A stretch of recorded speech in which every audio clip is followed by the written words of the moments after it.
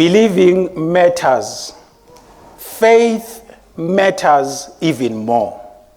Faith matters even more. Manje le nkinga lengibe nayo bengilokuthi lo believing ngingasho ngithi kukholwa. Manje lo faith sengidawuthini. Ake sesisombululeke kanye kanye. Kwethemba is hope.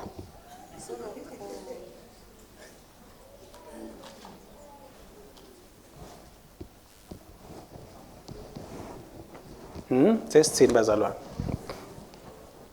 Nami nje ngipresenta inkinga lengibe nayo. But ibikwe bandla. Kwethembeka is hope, not faith. Siyayibona mos lenkinga lesinayo angithi. Kahle hle ngemahumusho ayaye translatewe ngekuhamba kwetikhathi ukuthi bantu baleso sikhathi sebasebenzisa ilanguage le understandeka kanjani inkulumo lena kucondzakala lokuthite kwaleso sikhathi kuze ukuthi lo mlayeto welive likaNkulunkulu ungalahleki. Kusho ukuthi kahle hle sengithi ke kulabadzala bethu selamleleni kube khona labanga volunteer kwekuthi bathinze iBible Society babude ukuthi ingabe iBible leSiswati iversion elandzelako inga translatewa nini seningabona ke ukuthi sekunalesidingo. Ngive ebhlungu nje kulamalanga landlulile nathi ingceke kuletinzala lesinato in the church bahamba emhlabathini because they are going with a very wealth of knowledge niyabadi nani. So kahle hle sengivita leyo nkinga leyo ke. So ke ekukhulumeni kwethu namuhla lo faith ngitamfaka la ekhulumeni noma sikhuluma ngesingisi ngoba nani nginganikete ukuthi ngingathini. But sitamchaza ezisikhulumisana. Indzaba yekukholwa bazalwane ibaluleke kakhulu. Kakhulu. Futhi indzaba yekukholwa akamele na ukhuluma ngekukholwa bese ugijimela ekuthatheni kwekuthi ukhuluma ngekukholwa kwakomoya. Kukholwa kwakomoya ngulokunye kwekukholwa lokukhona emhlabathini. Tinkholo tinyenti. Titinyenti nje vele umhlabathi lesiphila kuwo ukhungethwe ngito letinkholo letinyenti letikhona. Ukhanza ukuthi ekuphileni lesikuphilako kunetinkholo lokhanza ukuthi titsintsana nekubuswa kwemave tembangave politics.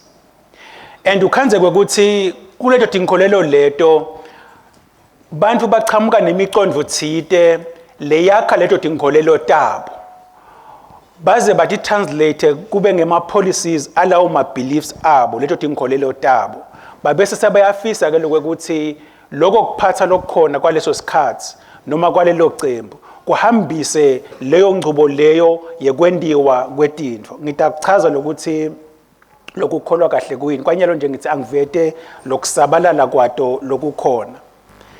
So ke kunyendi ukhanza nje kwekuthi nakutemnotho kunemavela akholelwa ukuthi wona aneminotho lengcono kunalamanye aze endlulele athi nanifisa kucathanisa kwekuthi iminotho yenu imenjani niyawusebenzisa nakwethu nalawo lamanye ke mave akuthathe lokuthi kusho lokulaba kusho kungiko ngoba nabasebenzisa lokucathanisa kwabo economically bacabanga ukuthi kungcono lokusebenzisa lokwa.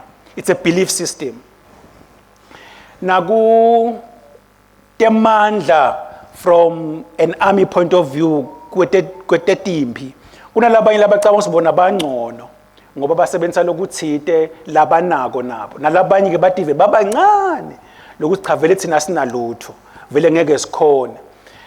Bengibuka ke umlandvo wethu njengelive leMaswati asibo bantu labadzala kakhulu compared to lamanye ma nations angisho njalo.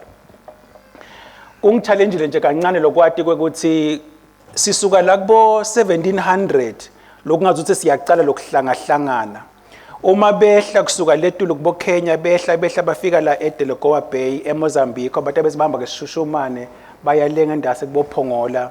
That was in the 1760s. Before ke babese bayakhuphuka ngekukhuphuka kwabo kudala lasesikhona khona bemdzabo nemakhanzambili nako konke lenikwade nje abantu labadzala. It's amazing ukuthi we are a very young nation.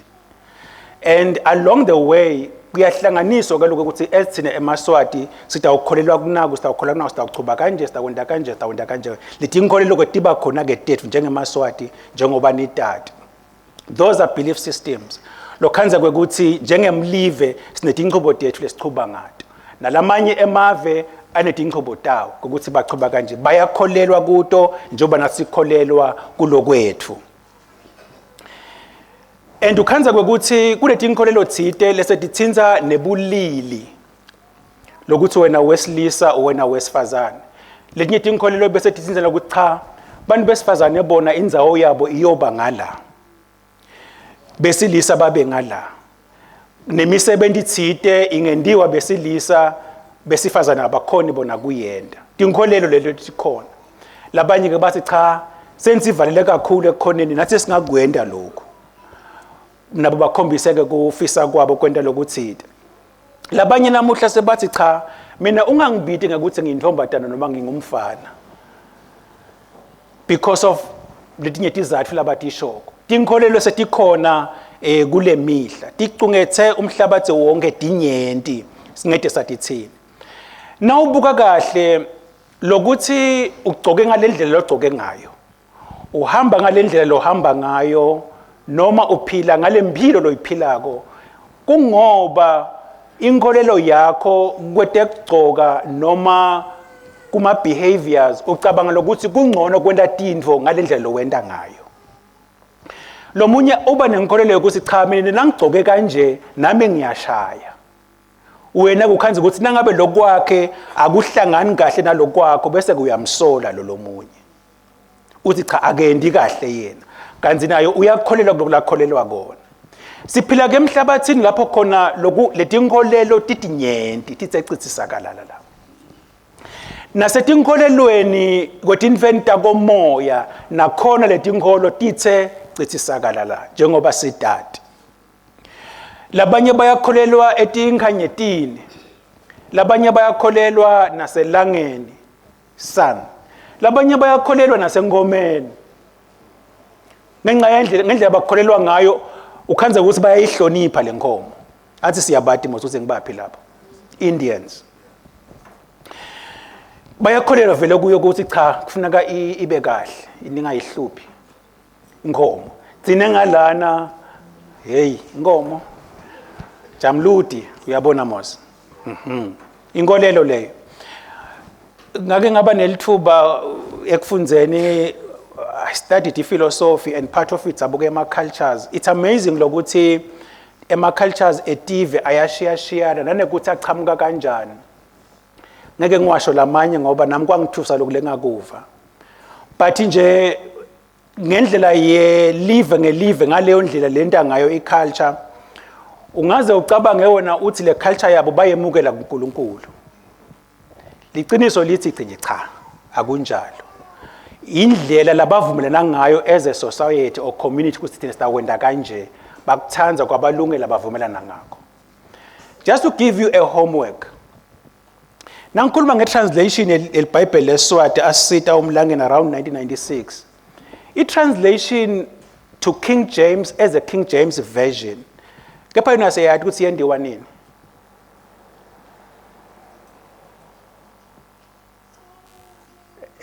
Ngiyathi usinala niyati kulo siyanithanda lokukhuluma 1611 kepha thina njengeMaswati ngitsithe saqala kuhlangana nini 1700 nalokuthi sithi 1611 1700 2024 it's about sitikala about sikhathi lesithide ngake ngasichaza before common era CE or AD. Now tintfo taNkulunkulu bese tivele setimisiwe indvodana kaNkulunkulu bese livele timesiya athi uNkulunkulu indlela ihamba kanje lokwethu sekuvela muva angeke kuthathe into levele emuva bese uthi itawuba ngcono noma ioverride info lebese ivele seyikhona ungadendela nje na uthanza kwakho nje yathi kahle usuyadendela. Now inkolelo inaloko ukuthi nase uyibuyisa la kithi ekukholweni ngekubona kwaNkulunkulu ukuthi yenene bakithi sekunje emhlabathini nanekuthi umhlabathi uyawuthanza kangaka. Ngicela sivule John 3 verse 16 lesimadiko. John 3 verse 16.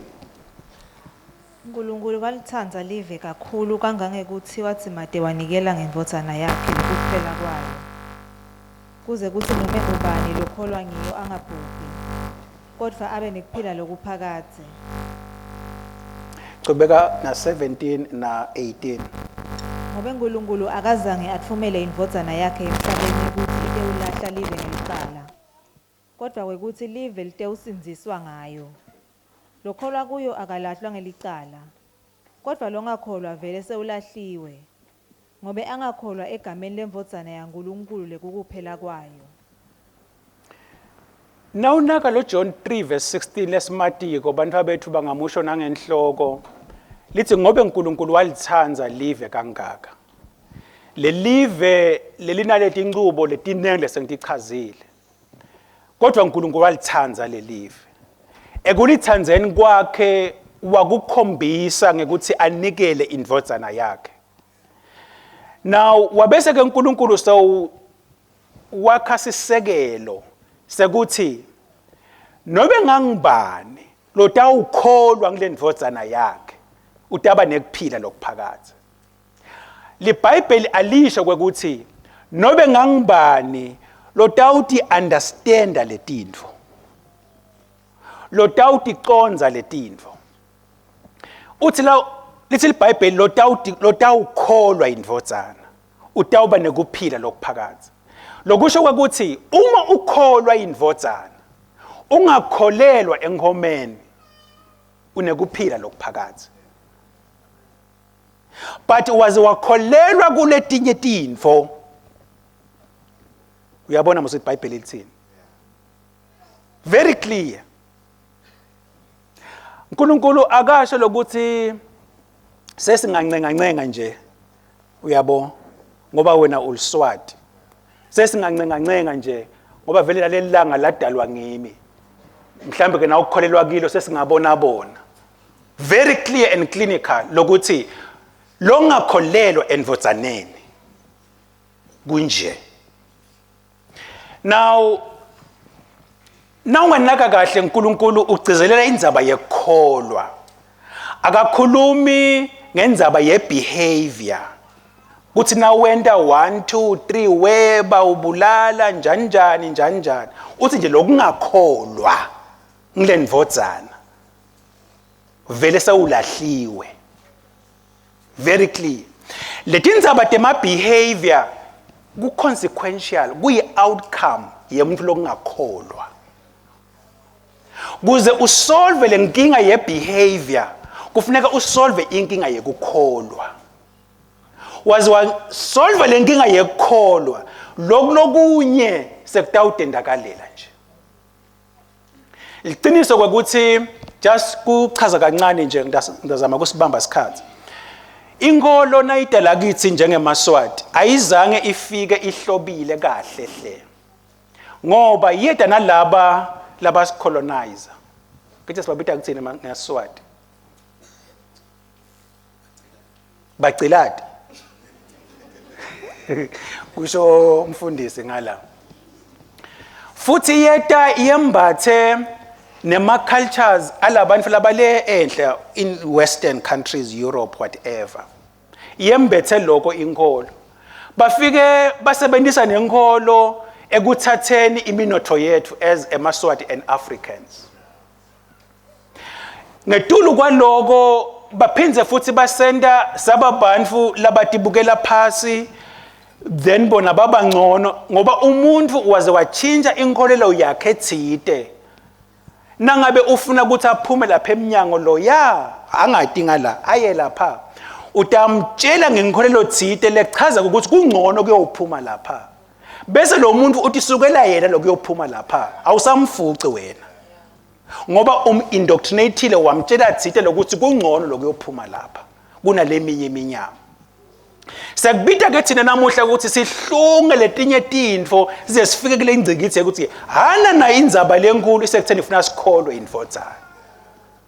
Singakholelwa kuletinye tintfo netincubo talamanye emave netinkolo thite. Ngicela ke kuchubeka bese ngiveda nako. Indzaba yekukholwa imcoka ngoba sengishito ukuthi longakholwa indvodzana lesi iBhayibheli sewuvele sewulahliwe. Now sitha Satan uyati ukuthi uma angatshintsha ndlela thiteni letintfo lokholelwa kuto akwende ukholelwe kule tintfo lakatifunako yena ucedzile ngawe. So uyawuqhubeka ke wende lokunye ke lokungasikahle lokungahambisana naNkulunkulu because wende lokuthi lenkholelo yakho ingabi ngiloko lakakufunako uNkulunkulu. Nofuthi incwadi yaGenesis chapter 3 mhlambe asifunze sitokhona khambisana kanye kanye. Sikhanza ukuthi uNkulunkulu sewubeke Adam na Eva ensimini yase Eden. Netihlahla setikhona la engadzeni naNkulunkulu sewushito futhi umyalo wekuthi kufuneka kuphilwe njani la. Funza ke verse 1 kuya ku 3.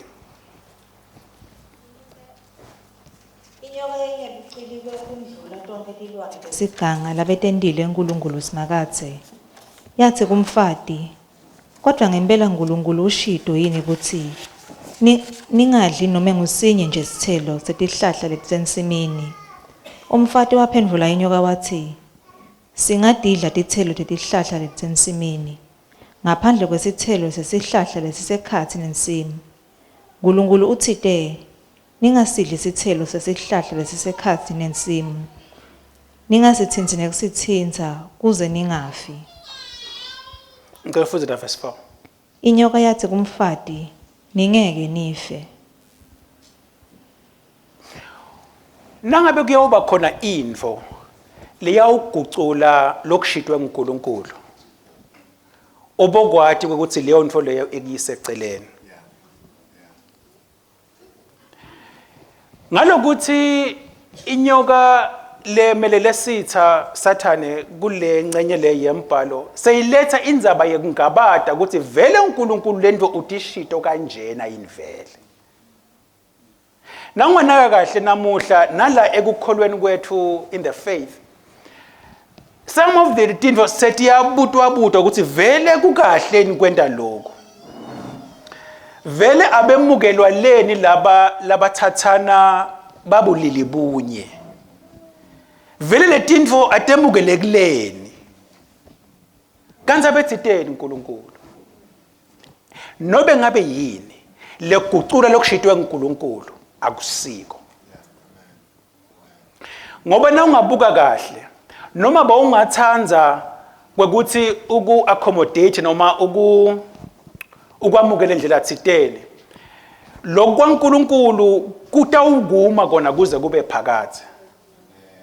Lokhu kwethu lesichamuka nako sithi siyakufuna kwenda noma asifuni kwenda kushiyana ngokuthi kuconza kwethu kuhamba kufikaphi ngaleso sikhathi.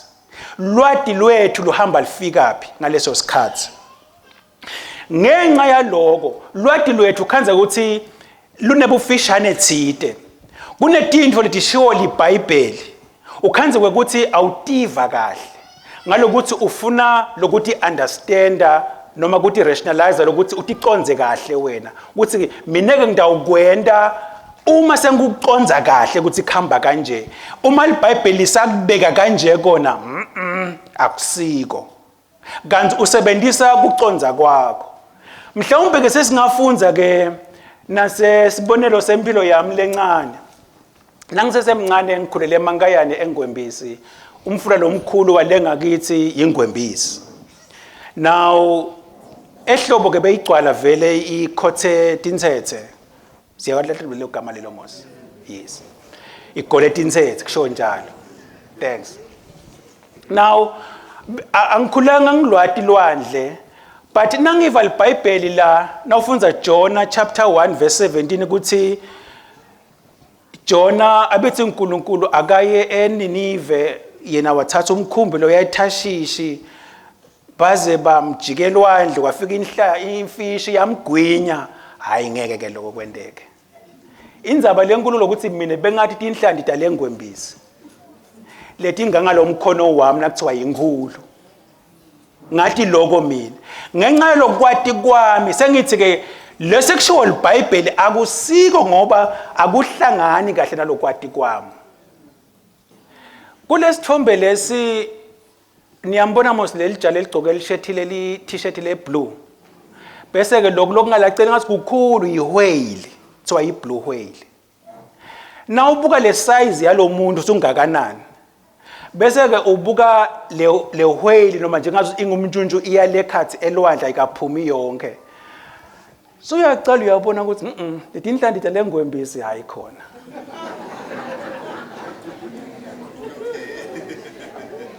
Lokuthatha lokulengikwatiko mina bese sengithi live la uNkulunkulu linemanga akusiko nje sibili ngoba uNkulunkulu netinhlandi etingaka yena. Lokwami kuncane lolengikwati kodwa konke kukhulu.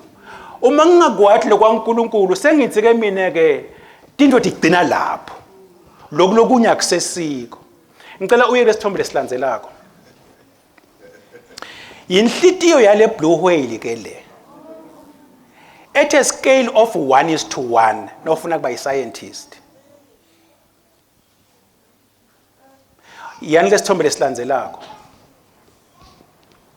Kulabo labafundisa iscience bobiology etikolweni batakutshela ukuthi inhlitiyo kunemapipe la ngenza ingadi enhlitiyweni nemapipe la ikhipha ko ingadi nasayiphampa angi3 lawa lamakhulu superior vena cava pulmonary artery ne aorta my high school biology ngilawa ke labahlelikiyo ke laba veti inhloko lomnye wahlala nje kuyo nalabo lomnye yaceleni so ngabona ke ukuthi Jonah amitwe yifishi akusiyo issue uNkulunkulu at all is not an issue.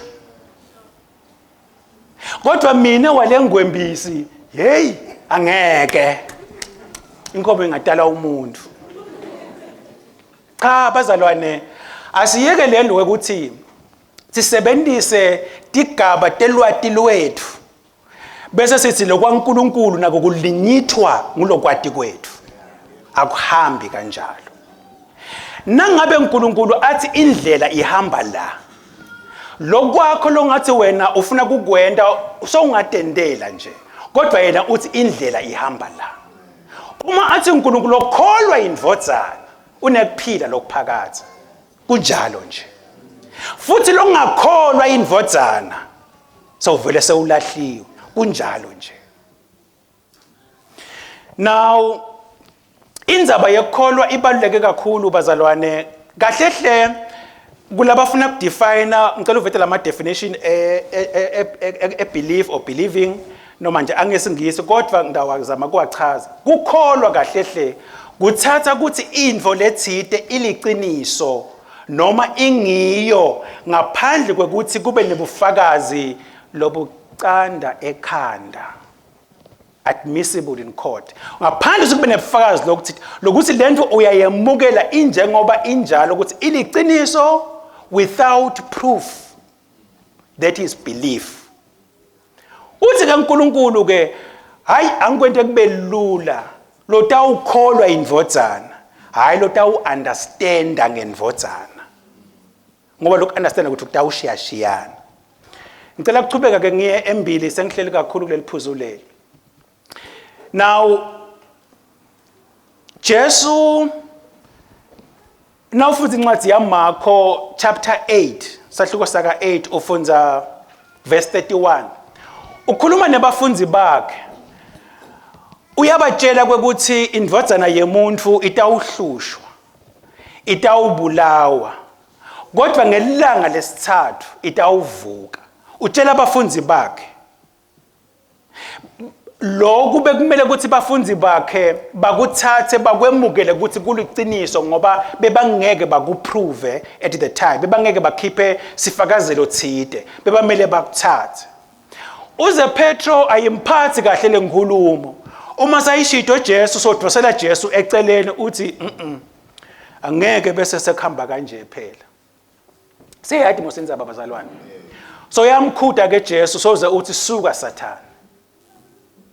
Ngoba ngekubuka kwaJesu labafunzi bakhe kumele bakholwe ukuthi Jesu utawuhlushwa, abethelwe, afe, avuke. Ngicela sifunze ke Marko chapter 16 bese sifunza khona verse 14 kokuthi kwendekani. Emva kwalokho Jesu watibonakalisa kubafunzi bakhe lapha bal11. Wabakhanza basadla.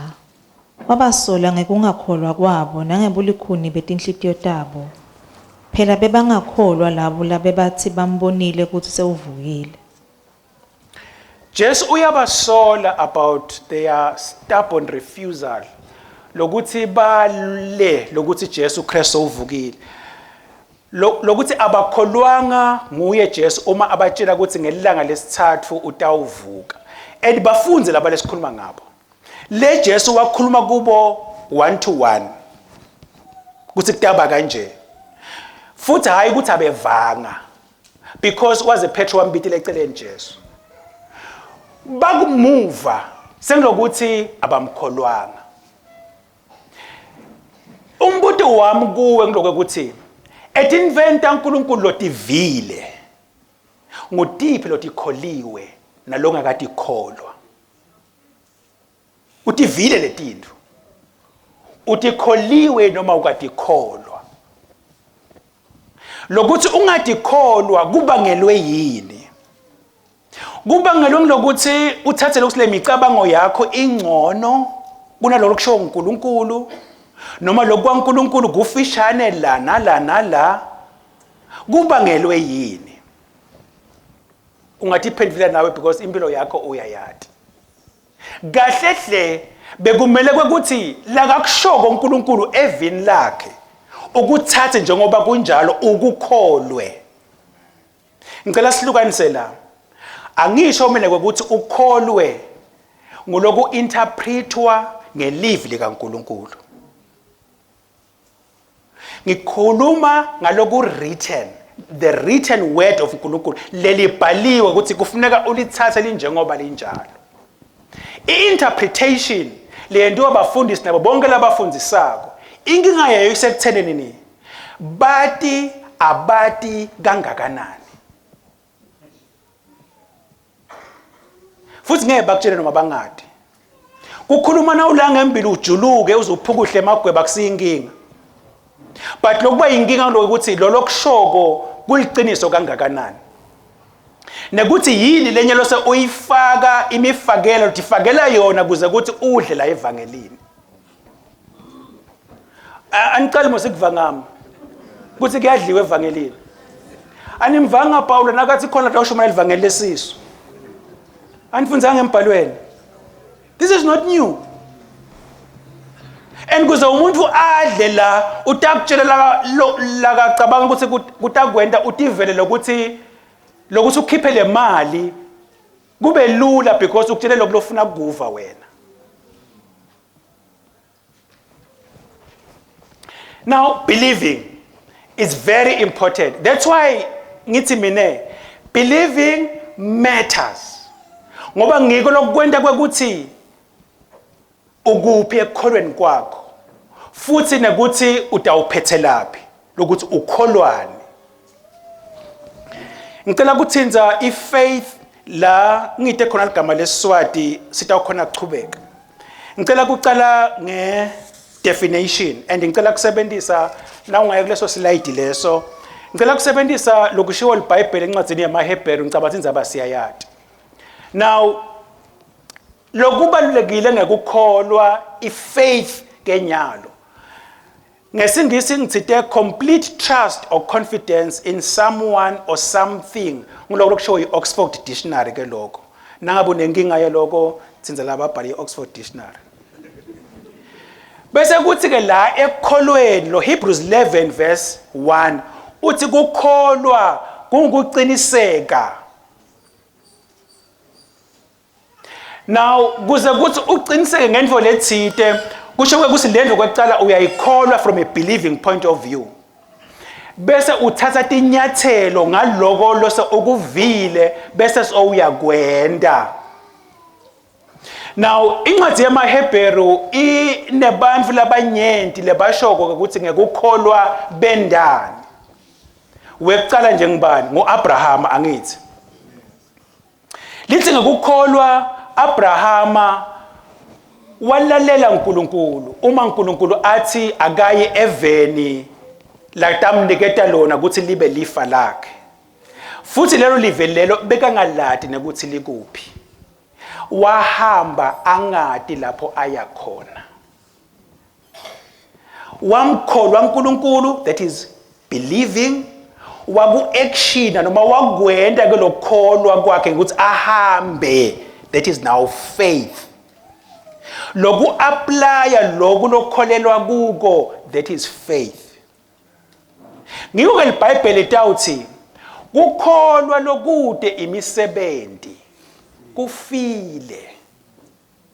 So angeke bese uthi wena une faith nangabe kude indvodza ayibeka itafeni uthi ngekukholwa kwami lokuyi faith sengende nako. Ubalelwa kubantfu latawuthi abane faith nangabe ngale faith yakho nawe kukholwa ungakubeka itafeni uthi naku nami lesengikwendile ngalokukholwa kwami. Lokukholwa live likaNkulunkulu. Nangabuta Abraham, uthi Abraham mina ngasuka eMesopotamia ngahamba ngingadi lapho ngiyakhona. Nakangibuta umkami ukuthi siyapi, bengithi uNkulunkulu uyati angadi mina. Kodwa sihambeni. That's a stupid thing you can say as a man in the physical space. Nemkakho angathi ukuthi uyaphila kahle la.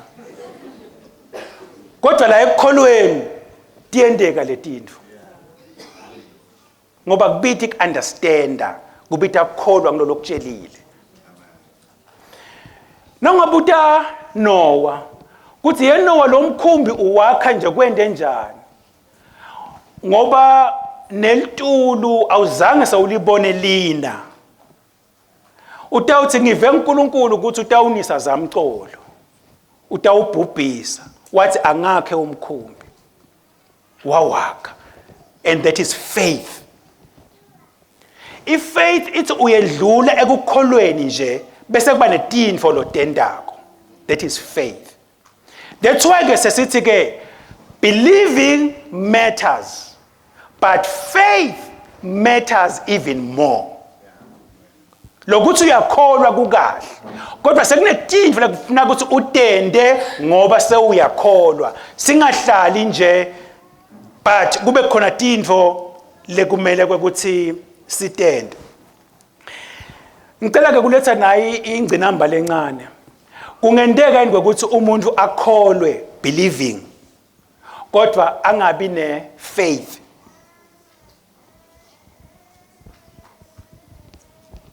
Angiphindi. Kungendeka yini ukuthi umuntu akholwe, that is believing, kodwa angabi ne faith. Ngiva boys nabo ngende. Linyende lelo lithi kungendeka. Nami ngiyavuma. Ngoba lokunye lokwenda ukuthi tindve tishiwo uNkulunkulu singatendi. Ngilwe ukuthi sicabanga ukuthi kukhona lokunye lokungcono. Noma lokuyi alternative noma lokuyi option kuloko lokushitwa uNkulunkulu. Kodwa nato uthatha lokushitwa uNkulunkulu ukuthi ku absolute noma kuphelele kude lokushodako kuko. Konke lokunye uyawukhanza kulide lelide. Uyawubona vele ukuthi liwele lokumele ukwende kwenda lokushiwo uNkulunkulu than lokunye eceleni. Now kukahle lokukholwa. Ngicela kuveta la ingcenye ke ingcenye singethuki kakhulu. LiBhayibheli is very clear. Nemadimona yakholwa. Siyati mos. Futhi azathuthumele ke wona. Angizisho ke ukuthi siyafika la ekuthuthumeleni. So ngifuna ukuthi kafishane lokuthi uyakholwa it's okay hayi ukuthi ku wrong. But kunale expectation ukuthi kufuneka uthuthuke uapply le live likaNkuluNkulu ukhombakalise ukukholwa kwakho. Bantu labanyenti labeda kuJesu bagula noma banjanjani bebathi nasabaphilisile Jesu athi ukukholwa kwakho kukusenzisile. Ngesingisi ngesiswati lisho njalo lithi ukukholwa kwakho nawe emahumushweni esingisi lithi your faith has made you well or has healed you. Jesu Kristu akasho ukuthi your belief uthi your faith le application yalokuthi uthi Jesu Kristu wakwetfala kugula kwakho wakwetfala buhlungu bakho. Uma ukukholwa lokho that is the application of faith. Now sitha center lokuthi sitive si comfortable la ekukholweni la kubelieveni as if into iphelela khona. Ngiko ukhanza kwekuthi asithuthuki kuyapi because angicela ngikusho ngezingisi lokho you will never harvest beyond your belief, beyond your faith. Angeke utithole tindvo taNkuluNkulu ungakakholwa faith nguNkulunkulu. LiBhayibheli lithi the just will live by faith. Labalungile bayawuphila ngekukholwa. Nguloko lesikuko kulombuso kuphila ngekukholwa. Nalokukholwa nangabekisa ngeditebhisi yabona mos ditebhisi nathi tikhuphuka nje tiya etulo kuthi ke dicangce leditebhisi la nawuhamba ngalokukholwa ngibekise ukuthi ubeka inyawo ez ukhuphuka kule ditebhisi nawuhamba ngekukholwa awutiboni tonke ditebhisi etikhuphuka uthi yale etulo nalesi la umele unyathele khona LiBhayibheli lithi tinyathelo talolungile ticondziswa nguNkulunkulu. The steps of the righteous are guided by the Lord. Lokuthi unyathela la awubone la uyakhona unyathela ngekukholwa ngoba uNkulunkulu uyakusida la ekunyatheleni. Hayi ukuthi indlela yakho itawuthi cha ikhanya uyibone le kwaze kwaba kanjalo angeke ukuthi umuntu uhamba ngekukholwa wena uzohamba ngekubona. Ngoletiye tetindwe tisibambelelako because uthi hayi lento mina ngisangayiboni kahle ake sengimayime. You will never harvest beyond your faith. You must believe. Nalenkinga nami lebenginayo nyalo nawuthi ngiyamkholwa in Jonah 1 verse 17 about ifish igwinya Jonah anginankinga ngoba ngikholwa uNkulunkulu lokuthi bengikwati bengakwati angitange nje ngibengihlupa ngikwenta kuba yiissue ngikholwa lokusho uNkulunkulu ngoba lokusho uNkulunkulu kumile kuze kube phakathi. Now umbuto ke sewungaba sekutheneni ngingenta kanjani kuze kuthi ukukholwa kwami faith kukhule kuze kuthi ngiphile ngekukholwa faith.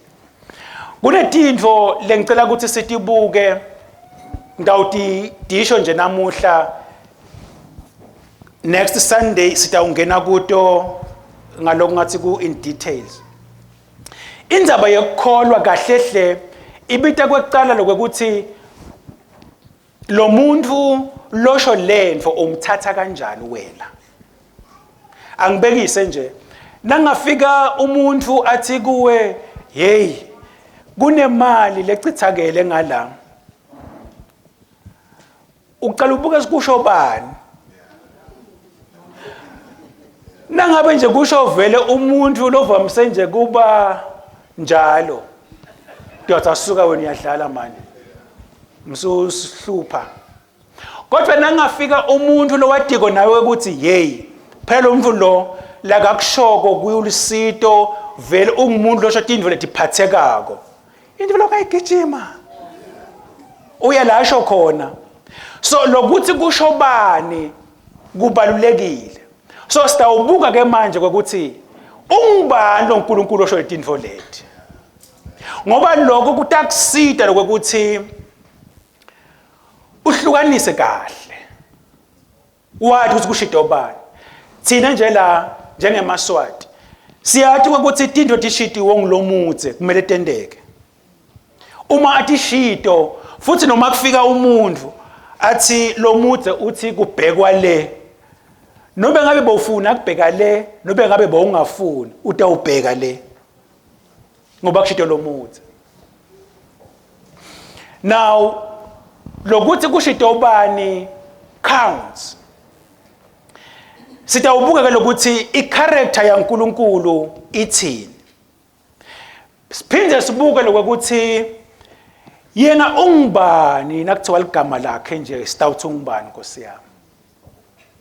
Ngoba labanye lesibalenzelako la ekukholweni le umbhalo ubhaliwe ngabo kunetintfo labati experienceile ngaloNkulunkulu lengikholwa ukuthi dingasisida lese bashita ukuthi lo nkulunkulu lo unje lo nkulunkulu lo unje mhlambe lokunye kwethu lokusibambelelako kungahohloka uma sesati lokuthi ngubani lona lesimkhontako ngubani lona losibitile sitokwathi kuhlukanisa letintfo lesitawuthi kuto hayi lokho akusuke lokho njengetintfo livela kuSathane ngoba sati ukuthi lolo tsite akwendiwe kanje yena ungubani sitakubuka ke lokho ngicela ukuthi seke ngasegcineni for today ngoba ngizama nje lokudlalela ukuthi si understand now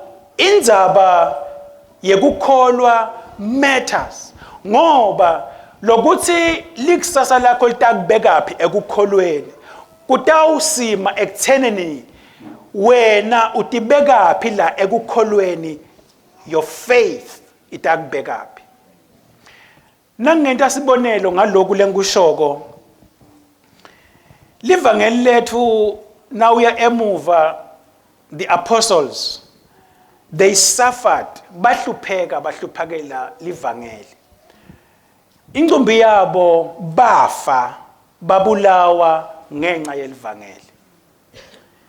Now lokwabenda bakhona kuma it was their belief, it was their faith. Ngoba bese kude lokunye eceleni lebe bangathi bangakusho noma bakunconote. It was the only thing. Yabona nasufika esigabeni sekuthi uthi ngiphelele la. Usukuphelele la. Noma bakwendani utelele enye option la ungabheka khona bese bafike leso sigaba leso ke. I think sake sakhuluma ngalelinye ilanga sithi Paula nasayibhala incwadi yegcina ya Timothy yesibili chapter 4 uma asabudwa eRoma eRoma yes atawehlulelwa aze abulawe uthi I stood there ngekukholwa kwami uze uthi kude lo munye lo wema nami uthi makabonge uNkulunkulu wabanami. Ngiyakhumbula ngichaza ngisho ukuthi ithi nguPaula lo labe kade ashumayela indzawo etinyenti abhalile letincwadi etindzaweni letinyenti kodwa ngelanga lekhanjelwa kwakhe abeyedwana and kwabade lo munye lota kutawuba naye athi noma ngeke ngisishintshe lesimo kodwa nginawe kukholwa kwethu kutawubita ukuthi kufike lapho khona wathi ukuthi uphelele la come what may. That's why ngithi your faith matters. Now ekukholweni kwami ngisesemncane ngemukela Jesu bengingadi lokunyendi kwekuthi kahlehle kusho ukuthini kwemukela Jesu nanekuthi indzaba yekukholwa itawuhamba ingibekephi. but ngakholwa live labelishito uNkulunkulu. Nanyalo hayi kwekuthi sekukhona tsiteni lengathi lokhu naloku sengiyakunderstanda ngiyakuconza kanjani no. Ngikholelwa kuNkulunkulu wacala umsebenzi lomuhle. Kuthi utawuchuba kuze bese kuphelele. And ngicumele ukuthi tindvo noma ngingati understand. Kodwa le live la kaNkulunkulu akalishito yena. Ngidalikholwa lokuthi kunjalo. Lokuthi lesimo mhlawumbe asisahambisani noma asisavumelani nalo la kakushito uNkulunkulu. But kwami kumkholwa yena. Ngiyayithanda le ngoma siyihlabele ecaleni lethi ngiyamazi umhlengi wami. Ngoba kulapho khona nawumati lo mhlengi wakho. Then utawukhona kuma. Noma le mimoya ifika ikisa lena le ngoba ikhona le mimoya. Sitawubona ezisichubeka kwekuthi the very faith lengikhuluma ngayo speaks. Jesu Kristu uma asemkhumbini nabafunzi bakhe walala kwafika siphepho sawubhenguda umkhumbi wabo kwangazo sofuna nekuwa baba sengotini yekufa. Umbuto Jesu lakababuta kona bafunzi bakhe nasebamvusile asakhulumile Jesu. What where is your faith? Where is the application of your belief? Ngoba kule timo leti faith speaks, doesn't keep quiet. Uma udati le tinto, you will then know ukuthi kule simo lesi faith speaks. Then your faith will matter because your faith will save you. Mhlawumbe ukhona la indlela tsiteni sawuvile ukuthi umnyango wekungena lombuso waNkulunkulu kukholwa nje kuphela. Kukholwa indvodzana yaNkulunkulu kuze kuthi ube nekuphila nokuphakathi. Mhlambe kuphileni kwakho awuzange sowukholwe indvodzana. Ngicela kuliveta lethuba lekuthi nawe ungathi Nkosi Jesu ngiyakholwa. Nawufunza incwadi yabaseRoma is very clear ithi utawukholwa enhlitweni yakhe if you believe. Alisho ukuthi lotawu understanda ngaJesu. This is who will believe. Now angisho mina ukuthi once wathi Nkosi Jesu ngiyakholwa nguwe kwekuthi letintfo utawubese uyati understanda ni kanjani. Utabese uyasijoyina in living this life by faith. Because it's about faith. Lolungile utawuphila ngekholwa. Asihambe ngekubona.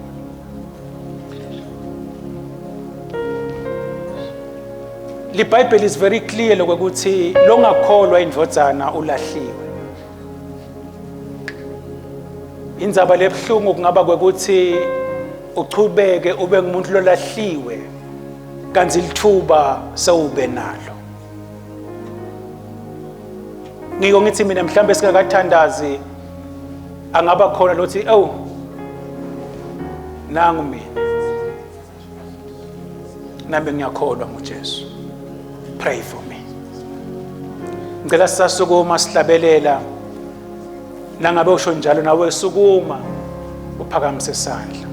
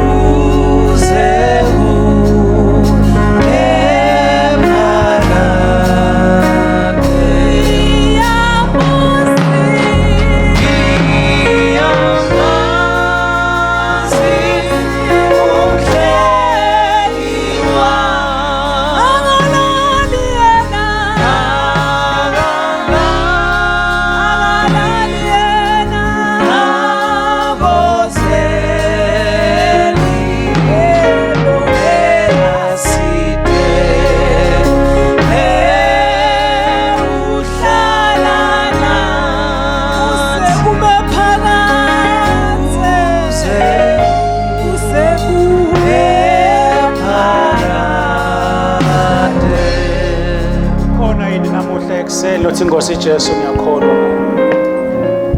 Nami ngingafisa ukuthi ungangitseli. Uhambe nami indlela yonke. Uma timo tingishubela kuba likhulu endleleni. Ngikwethembe wena ngoba ulala udeli.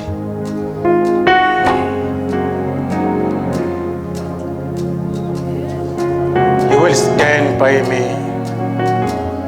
Ukhona Nkosi Jesu. Ngendele umusa. Ungaphakamisa isandla la ukhona khona. Bakhona abafundisi batantanazela. Lothi Nkosi Jesu ngendele umusa.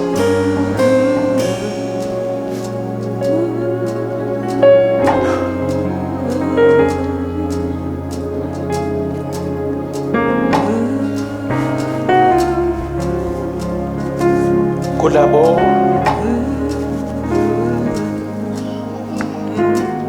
labaphakamisa isandla.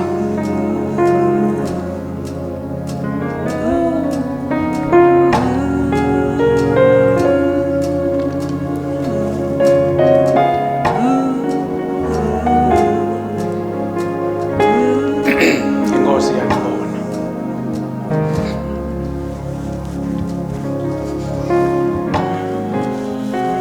Ngicela ukuthi bo Asha nibanake.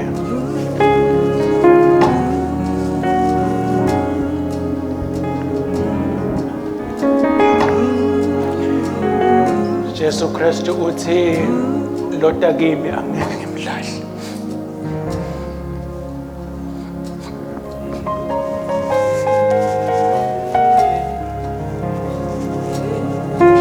Akunenzaba ukuthi impilo bese ikushaye kanjani.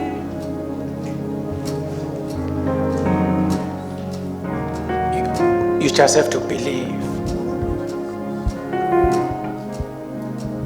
Let us stand us.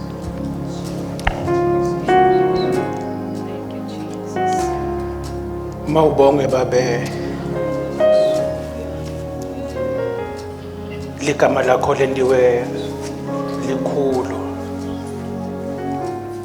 Kusukela kulesi sikhathi babe kuze kube phakathi. Mawukhadimliswe Nkosi Jesu wena lo wenda umsebenzi tinhlitweni tethu. Lothi de uma uphakanyiswa uyawubadusela kuwe. Nasekuseni babe we have just done that. Uyacala umsebenzi lomuhle babe etimpelweni tabotsatsa wethu nebafowethu. And they are joining us in this faith. And they're joining us to be under the arms in the hands of the God Almighty. Lord sitha evini lakhe labasesandleni sami kude kushona kunye lokuyawubasusa. Malidunyiswe babe ligama lakho phakathi naphakathi kwethu babe ekseni kubathandazela ukuthi njengoba ushito ukuthi ngeke ubalahlele ngaphandle labeda kuwe sebetile babe bangebakho. Help the counselors as they will show them from the scriptures. Like the disciples, I pray babe ukuthi increase their faith. Ngegama lika Jesu Kristu. Siyabonga babe ukuthi sebaphunyukile kulahlweni because they have believed in the Son. We thank you babe ngegama lika Jesu. Nakithi sonke babe ngiyathandaza ukuthi may the Lord God Almighty protect us and keep us. Nkulunkulu, may he shine his face towards us.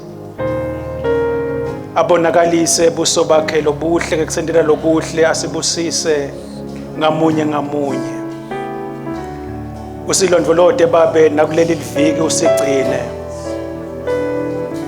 And help us Lord to believe the word of God. Kuze kuthi kukholwa kwethu kusime evini lakho. Siyabonga babe sethembe wena kuloko kuphila. Njengemhlengi wethu siyadinikela kuwe. Silondvolode usigcine. kuze kwekuthi nakabuya abonakaliswa Jesu Kristu singanyibi, kodwa nathi sibalelwe to those who will be raptured.